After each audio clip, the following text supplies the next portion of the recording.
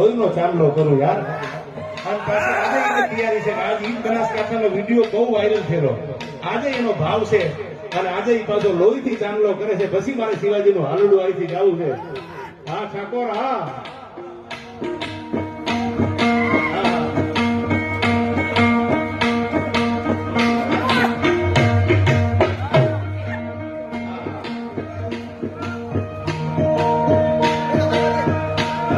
ચાંદલો એકવાર તાળીઓથી વધાવી લેજો. ભાઈ ભાઈ ભાઈ ભાઈ ભાઈ ભાઈ.